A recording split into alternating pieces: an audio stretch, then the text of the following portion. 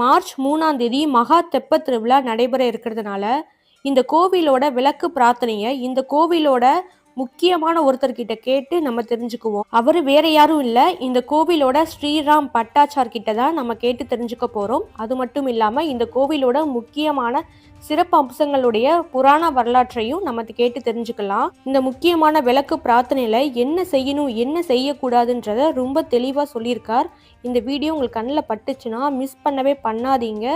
வாங்க வீடியோக்குள்ள போலாம். வெல்கம் டு அம்மன் கோவில் வாசல் கோலம். இன்னும் நம்ம சேனலை சப்ஸ்கிரைப் பண்ணாம இருந்தா சப்ஸ்கிரைப் பண்ணிடுங்க. ஜெய் ஸ்ரீமன் நாராயண. சிவகங்கை சமஸ்தானம் தேவஸ்தானம் மேதகு சாஹிபா ராணி டிஎஸ்கே மதுராந்தகிநாச்சியார் அவர்கள் ஆளுகைக்குட்பட்ட திருக்கோஷ்டியூர் ஸ்ரீ சௌமியநாராயண பெருமாள் நமது ஆலயத்தில் பிப்ரவரி 6ஆம் தேதி அஷ்டாங்க திவ்ய தங்க விமான மகா கும்பாபிஷேக வைபவமானது வெகு விமரிசையாக நடைபெற்றது. பக்த கோடிகள் அனைவரும் கலந்து கொண்டு ஸ்ரீ சௌமியநாராயண பெருமாள் அருள் பெற்று பாக்கியம் அடைந்து சென்றார்கள். உலகளவில் இந்த கும்பாபிஷேக வைபவமானது பேசப்பட்டிருக்கு.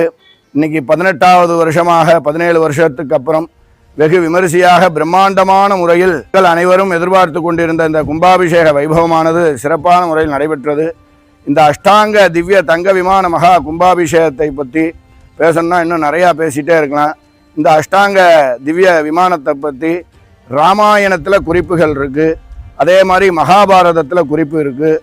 இது தஞ்சை பெரிய கோவில் நிழல் எப்படி கீழே விழாதோ அதே மாதிரி வைஷ்ணவத்தில் இந்த அஷ்டாங்க திவ்ய விமானத்தோட நிழல் கீழே விழாது. அதே மாதிரி ராமாயணத்தில் ராமபிரான் வந்து இந்த இடத்த மன கஷ்டத்தோடு கடந்து செல்கிறாரு. அப்போ வந்து இந்த அஷ்டாங்க விமானத்தை பார்த்து சேவிச்சுட்டு போகிறாரு. அப்போ சேதுக்கரையில் போய் ஹனுமான் வந்து ஒரு நற்செய்தி சொல்கிறார். இந்த மாதிரி சீதா பிராட்டி இருக்கிற இடம் தெரிஞ்சிருத்து அப்படின்னு. அப்போ ராமபிரான் வந்து இந்த இடத்த கடந்து செல்கிறப்ப இந்த மாதிரி இந்த இடத்துல மதுராயாம் கோஷ்டிபுரிம் அப்படின்னு இந்த இடத்துல அஷ்டாங்க விமானமானது இருந்தது. அதை பார்த்து சேவிச்சுட்டு வந்தேன், என் மனக்கஷ்டம் நீங்கிடுத்து அப்படிங்கிறார். அப்போ சொல்கிறார், மனக்கஷ்டம் மட்டும் நீங்கினால் போதுமா? இல்லை, மனக்கஷ்டம் நீங்கி ஆனந்தம் பெருகணும். அந்த ஆனந்தமும் பெருகித்து இந்த அஷ்டாங்க விமானத்தை பார்த்து சேவிச்சப்ப அப்படின்னு சொல்கிறார். அஷ்டாங்காஹ்ய விமானேஷு யோஜமானே விராஜிதேன்னு அந்த குறிப்பு வருது. அதே மாதிரி 108 திவ்ய தேசத்தில் காலத்தாலும் பாசுரத்தாலும் சாஸ்திரத்தாலும் சம்பிரதாயத்தாலும் முதல் திவ்ய தேசமாக போற்றப்படுது. இதுதான் முதல் திவ்ய தேசம், இதுதான் 60வது திவ்ய தேசம், இதுதான் 70வது திவ்ய தேசம்னு எதை வச்சு சொல்கிறதுனா ஆழ்வார்கள் பாசுரத்தை வச்சும் காலத்தின் அடிப்படையை வச்சும் சொல்கிறது. அப்பேற்பட்ட 4000 திவ்ய பிரபந்தத்தில் பெரியாழ்வார் ஸ்ரீவில்லிபுத்தூரில் பிறந்திருந்தாலும் திருக்கோஷ்டியூரை தான் முதல் பாசுரமாக பாடுறார். ஆண்டாள் நாச்சியார் கேட்குறார், என்னை மதுராவுக்கு கூட்டின்னு போ, கிருஷ்ணரை காமி அப்படின்னு. அப்போ வந்து பெரியாழ்வார் வந்து நேராக இங்கே தான் கூட்டின்னு வரார்.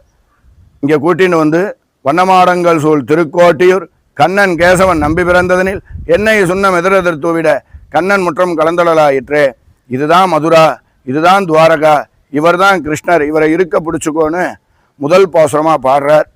106 திவ்ய தேசத்துலையும் இந்த பாசுரத்தை பாடித்தான் அடுத்த பாசுரத்தை பாட முடியும். அப்பேற்பட்ட ஒரு ஏற்றத்தை கொடுத்துருக்கார் நம்ம பெரியாழ்வார். அதே மாதிரி கிருத திரேதா துவாபர கலியுகம். கிருதயுகத்தில் 4 பாத தர்மம், திரேதாயுகத்தில் 3 பாத தர்மம் 1 பாத அதர்மம், துவாபர யுகத்தில் 2 பாத தர்மம் 2 பாத அதர்மம், கலியுகத்தில் 3 பாத அதர்மம் 1 பாத தர்மம். அப்பேற்பட்ட அந்த நரசிம்ம அவதார காலத்துக்கு முன்னாடி உருவான க்ஷேத்திரம், வராக அவதார காலத்துக்கு அப்புறம் உருவான க்ஷேத்திரம். அதே மாதிரி இந்த உற்சவமூர்த்திக்கு ரொம்ப சிறப்பு, நிறையா சிறப்பு இருக்குது.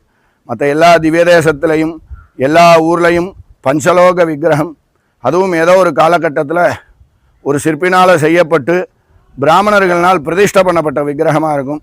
இங்கே சாக்ஷாத் தேவலோகத்திலேருந்து தேவேந்திரனே பூலோகத்துக்கு ஏல பண்ணி கொடுத்ததாக ஐதீகம்.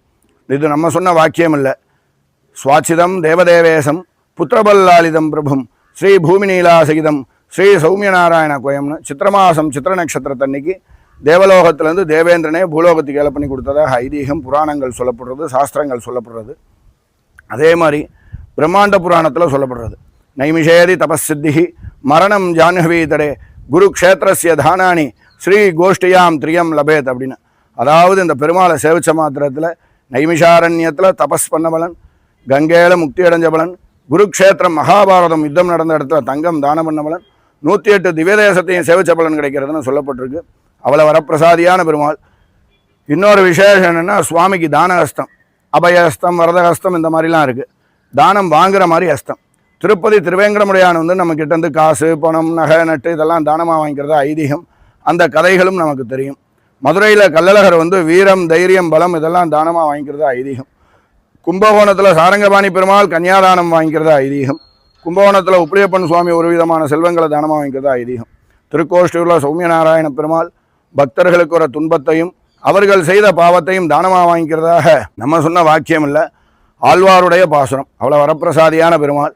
நரக நாசனை நாவில் கொண்டடையாத மாநில சாதியர் பருகு நீரும் முடுக்கும் கூரையும் பாவனம் செய்தனதாங்களோ அப்படின்னு ஆழ்வாருடைய பாசுரம். அதாவது ஒரு நாளைக்கு ஒரு தடவையாச்சும் நாராயணா மாதவா அப்படின்னு சொல்லிடணும். அப்படி சொல்லாட்டி நம்ம சாப்பிட்ற சாப்பாடு, குடிக்கிற தண்ணி, போடுற ட்ரெஸ்ஸு இதுக்கெல்லாம் உயிர் இல்லைன்னா கூட நினைக்குமா, எந்த ஜென்மத்தில் என்ன பாவம் பண்ணோன்னு தெரியல, இந்த மாதிரி ஆள்கிட்ட ஹரிநாம ஸ்மரணம் பண்ணாதவன்ட்ட வந்துட்டோமே அப்படின்னு நினைக்குமா.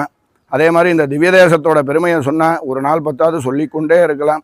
இன்னொரு விசேஷம் என்னென்னா, இந்த ஒரே திருக்கோவிலில் 4 விதமான திருக்கோலமும் சேவிக்கலாம். ஒரு கோவிலில் போனால் நர்தனம கிருஷ்ணனை சேவிக்கலாம், இன்னொரு திருக்கோவில் போனால் சயனத்தில் இருக்கிற பெருமாளை சேவிக்கலாம், இன்னொரு திருக்கோவில் போனால் உட்கார்ந்துன்னு இருக்கிற மாதிரி சேவிக்கலாம், இன்னொரு திருக்கோவிலுக்கு போனால் நின்றுன்னு இருக்கிற மாதிரி சேவிக்கலாம். இங்கே வந்து ஒரே திருக்கோவிலில் பூலோகத்தில் நர்தன கிருஷ்ணனாகவும், தேவலோகத்தில் சயன திருக்கோலமாகவும், அதற்கு மேலே இந்திரலோகத்தில் உபேந்திர நாராயணனாக நின்ற திருக்கோலமாகவும், அதற்கு மேலே வைகுண்டத்தில் பரமபதநாதனாக அமர்ந்த திருக்கோலமாகவும் சுவாமி காட்சியளிக்கிறார். கூத்தாடியும் கிடந்தும் நின்றும் அமர்ந்தும்னு இங்கே 4 விதமான திருக்கோலமாக சுவாமி காட்சியளிக்கிறார். உலக மக்கள் அனைவருக்கும் சுவாமி ராமானுஜர் ஓம் நமோ நாராயணாயா என்கிற அஷ்டாட்சர மந்திரத்தை இங்கே தான் உபதேசம் பண்ண ஸ்தலம். இந்த திருக்கோவிலில் இன்னொரு விசேஷம் என்னென்னா, கல்யாணமாகாதவா, குழந்தை வேணுங்கிறவா, தொழில், வியாபாரம், அபிவிருத்தி, மனக்கஷ்டம், வியாதி நிவாரணம், அந்நிய தேசத்துக்கு செல்வது, கோர்ட்டு கேஸு, படிப்பு அப்படின்னு சகலவிதமான காரியத்துக்கும் நம்ம இங்கே டெய்லியும் வந்து சேவிக்க முடியாது. இந்த பெருமாளையும் இங்கேருந்து கொண்டு போக முடியாது. அப்படிங்கிற காரணத்தினால விளக்கு எடுத்துகிட்டு வீட்டில் கொண்டு வச்சு பூஜை பண்ணால் காரிய ஜெயமாகும். இந்த விளக்கு வந்து இந்த பெருமாளாகவும், ஸ்ரீதேவியாக அதில் காசு வச்சு இது பண்ணுவோம், அது ஸ்ரீதேவியாகவும், திரி வந்து பூமாதேவியாகவும். இந்த பெருமாள் ஸ்ரீதேவி பூமாதேவி சமேதராக அவங்க வீட்டுக்கு வராங்க. டெய்லி காலையில் குளிச்சு முடிச்சு சுத்தமாக இருக்கிறப்ப 2 ஊதுபத்தி 2 சூடன் காமிச்சு பூஜை பண்ணணும். பால், பழம், கல்கண்டு, பேரிச்சம்பளம் இதில் ஏதாச்சும் நீர் விழாவி மாதவா சாப்பிடு அப்படின்னு நிவேத்தியம் பண்ணிவிட்டு ஓம் நமோ நாராயணாயா, ஓம் நமோ நாராயணாயா, ஓம் நமோ நாராயணாய 108 தடவை சொல்லி ஜெபம் பண்ணணும். ஓம் நமோ மாதவாயா, ஓம் நமோ மாதவாயா, ஓம் நமோ மாதவாயா 108 தடவை சொல்லி ஜெபம் பண்ணிவிட்டு மனசார வேண்டின்னு வந்தோம்னா நம்ம காரிய ஜெயமாயிடும். அப்படி காரிய ஜெயமானதுக்கப்புறம் உங்களால் இங்கே எப்போ வர முடியுமோ அப்போ கொண்டு வந்து இந்த விளக்கை திருப்பி சமர்ப்பிச்சிடணும். அதே மாதிரி இந்த விளக்கை எடுத்துன்னு போனதுக்காக ஒரு வெள்ளி விளக்கோ, தங்க விளக்கோ, பித்தளை விளக்கோ, சுவாமிக்கு வஸ்திரமோ, மாலையோ, புஷ்பங்களோ, இது நம்ம சக்திக்கு என்ன முடியுமோ அதை கொண்டு வந்து பெருமாள்கிட்ட சமர்ப்பிச்சிட வேண்டியது. இந்த விளக்கு வந்து ரொம்ப விசேஷம். மாசி பௌர்ணமி அன்னைக்கு 20 லட்சம் பேர் இந்த விளக்கு காரிய ஜெயமாகி வராங்க, செலுத்துறதுக்காகவும் திருப்பி கொண்டு போகிறதுக்காகவும். அன்றைக்கி பெருமாள் பார்த்திங்கன்னா பெருமாள் முக கலர் வந்து மாறிண்டே இருக்கும்.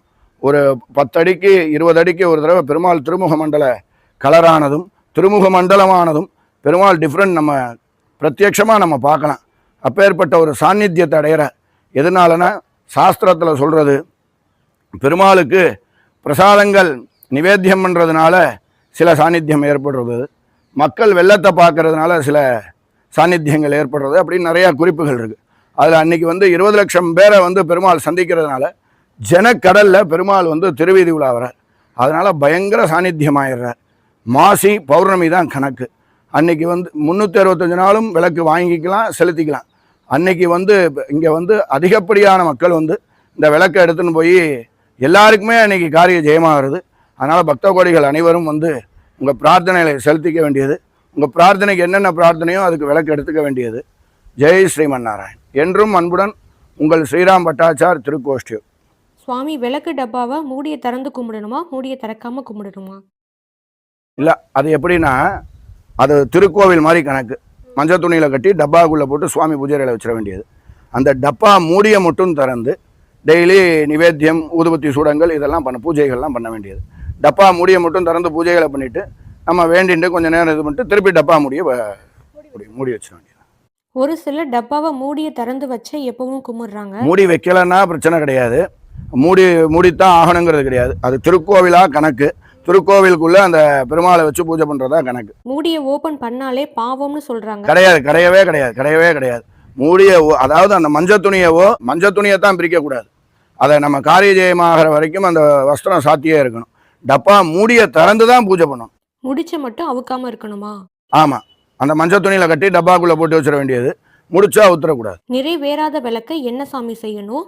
இங்க கொண்டு வந்து திருப்பி 98% 99% நிறைவேறிடுது. காரியங்கள் எல்லாமே நிறைவேறிடுது. ஒருத்தர் 2 பேர் வந்து பூஜை கிரமங்கள் எப்படி பண்ணணுங்கிறது தெரியல. அதே மாதிரி சில நியம நிஷ்டைகள்லாம் இருக்குது சாஸ்திரங்களில்.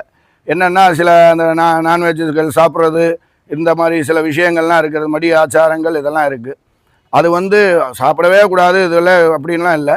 பூஜை பண்ணுற நேரத்தில் ரொம்ப சுத்தமாக பண்ணணும். அதுக்கப்புறம் நம்ம ரெகுலராக என்னென்ன சாப்பிட்றோமோ அதெல்லாம் பண்ணிக்கலாம். ஏன்னா இன்றைக்கி டாக்டரே என்ன சொல்கிறாங்கன்னா வெஜிடேரியன் ரொம்ப உடம்புக்கு நல்லது அப்படின்னு சொல்கிறாங்க. அது மாதிரி சில காரியத்தினால 1-2 விளக்கு வந்து மிஸ் ஆக வாய்ப்பு இருக்குது. அதை வந்து காரிய ஜெயமாகலைன்னா அதை வந்து திருப்பி மூலஸ்தானத்திலே கொடுத்துட வேண்டியது. மூலஸ்தானத்திலே இல்லை தெப்பத்தில் வந்து பெருமாள் இருக்கார், பெருமாள் உற்சவமூர்த்தி எங்கே இருக்கிறனால அங்கேயும் அந்த மாதிரி செலுத்திக்க வேண்டியது. தெப்ப குளத்தில் தூக்கி போடக்கூடாது. பெருமாள் நம்ம காரியத்துக்காக வராங்க, அது ஃபுல்லாமே தப்பு தான். காசை தூக்கி எறிகிறது, விளக்க தூக்கி எறிகிறது, புஷ்பங்களை தூக்கி எறிகிறது எல்லாமே தப்பு தான். நம்ம பெருமாளை நம்ம காரியத்துக்காக எடுத்துகிட்டு போகிறோம், திருப்பி அவர் சன்னிதானத்தில் செலுத்திடணும். அப்படி அங்கே உற்சவமூர்த்தி 9ஆம் திருநாள் 10ஆம் திருநாள் 11ஆம் திருநாள் வரதுனால அங்கே கொண்டு வந்து கொடுத்துட வேண்டியது. உற்சவமூர்த்திட்ட தூக்கி போடுறதோ அங்கே ரோட்டில் விட்டுட்டு போகிறதோ கூடாது. காரிய ஜெயமான விளக்கு அப்போ நம்ம கோவிலோட சன்னதியில தான் கொடுத்துட்டு வரணுமா? ஆமாம். அதே மாதிரி இந்த 1 ரூபாய் காயின் போடுறாங்கல்ல, ஒரு சிலர் என்ன பண்றாங்க 2 விளக்குலையும் மூடி வைக்கிற விளக்கு சேர்த்து 1 ரூபாய்க்கு போட்டுறாங்க. மொத்தம் 2 1 ரூபாய் காயின் ஆயிடுது. இல்லை, அது செஞ்சுக்கலாம், அதனால ஒன்றும் தப்பு கிடையாது. அது ஒரு 2 காயின் வச்சுக்கலாம். அதே மாதிரி இன்னொரு விசேஷம் என்னென்னா, நம்ம அந்த விளக்கு பூஜை பண்ணிகிட்டே வரோம்ல, டெய்லி ஒவ்வொரு ரூபாயோ 5 ரூபாயோ 10 ரூபா காயினோ டெய்லி அதில் சேர்த்து வச்சுக்கிட்டே வந்து மொத்தமாக சுவாமிக்கு செலுத்தலாம். உங்களோட பிஸி டைமில் எங்களுக்காக நீங்கள் டைம் ஒதுக்கி இவ்வளோ தூரம் எக்ஸ்பிளைன் பண்ணி சொன்னதுக்கு ரொம்பவே நன்றி சுவாமி. நம்ம சேனலில் தொடர்ந்து ஒரு 3 வருஷமாக மகா தெப்ப திருவிழாவை பற்றி வீடியோஸ் போட்டுக்கிட்டே வந்துக்கிட்டு இருக்கோம். நம்ம அந்த வீடியோவில் நிறைவேறாத விளக்க தெப்ப குளத்தில் தூக்கி போடணும்னு சொல்லியிருந்திருப்பேன். அது தப்பு, இப்போ தான் எனக்கும் தெரியுது. அதனால தான் அந்த கோவிலோட முக்கியமான ஒருத்தரான ஸ்ரீராம் பட்டாச்சாரர்கிட்ட நம்ம கேட்டு தெரிஞ்சுக்கிட்டோம். இனிமேலாவது நிறைவேறாத விளக்க கோவிலோட சன்னதியில் தான் கொடுக்கணுமா, யாரும் தெப்ப குளத்தில் தூக்கி போடாதீங்க. இந்த கோவிலோட பெருமாள் வந்து ஒரு குழந்தை மாதிரி, நம்ம என்ன கேட்டாலும் அதை அப்படியே கொடுப்பார். உண்மையான பக்தியோடவும் நம்பிக்கையோடையும் நம்ம வேண்டுதல் வச்சோம்னா கண்டிப்பாக அது நிறைவேறும். மார்ச் 3ஆம் தேதி மகா தெப்ப திருவிழா நடைபெற இருக்கிறதுனால கண்டிப்பாக எல்லாரும் கலந்துக்கோங்க. நம்ம நெக்ஸ்ட் வீடியோவில் டீட்டெயிலாக இன்னும் தெப்ப திருவிழாவோட விளக்கு பிரார்த்தனையை பற்றி நான் போஸ்ட் பண்ணுறேன். நம்ம சேனலை இன்னும் சப்ஸ்கிரைப் பண்ணாமல் இருந்தால் சப்ஸ்கிரைப் பண்ணிவிடுங்க. அப்போ தான் நான் நெக்ஸ்ட் வீடியோ போஸ்ட் பண்ணும் பொழுது உங்களுக்கு நோட்டிஃபிகேஷனாக கிடைக்கும். இந்த அஷ்டாங்க தங்க விமானத்தில் 32 கிலோ தங்கத்தால் செய்யப்பட்ட விமான மேல்கூரை செஞ்சுருக்காங்க. இது முழுக்க பக்தர்களோட காணிக்கையிலேருந்து தான் செஞ்சுருக்காங்க. மார்ச் 3ஆம் தேதி பூரண சந்திரகிரகணம் இருக்கிறதுனால பிற்பகல் 1 to நைட்டு 8 மணி வரைக்கும் கோவில் நட சாத்தப்பட்டிருக்கும். இரவு 8 மணிக்கு மேலே கோவில் திறந்துருவாங்க. அதுக்கப்புறம் வந்து நீங்கள் விளக்கு பிரார்த்தனை பண்ணிக்கோங்க. இந்த தெப்ப திருவிழா 10 நாட்கள் மேலே நடைபெறும். இந்த ஷெடியூல் டேட் நம்ம சேனல்லே போஸ்ட் பண்ணுறேன். இந்த வீடியோ உங்களுக்கு பிடிச்சிருக்கும் நம்புகிறேன். பிடிச்சிருந்தா லைக் பண்ணுங்கள், ஷேர் பண்ணுங்கள், கமெண்ட் பண்ணுங்கள். இன்னும் நம்ம சேனலை சப்ஸ்கிரைப் பண்ணாமல் இருந்தால் சப்ஸ்கிரைப் பண்ணிவிடுங்க. தேங்க்யூ ஃபார் வாட்சிங்.